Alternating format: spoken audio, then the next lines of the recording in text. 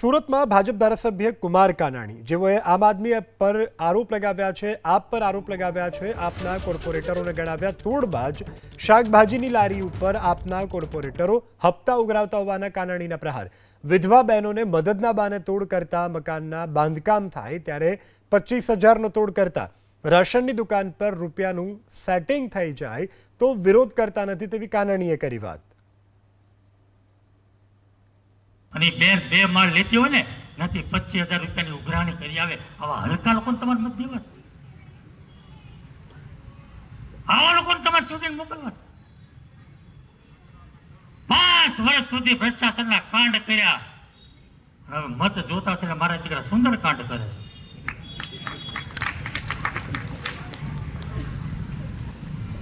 રંગ બદલતા કાછિંડાઓને તમારે ઓળખવા પડે। શાકભાજીની લારી ઉપર આપના કોર્પોરેટરો હપ્તા ઉઘરાવતા હોવાના કાનાણીના પ્રહાર।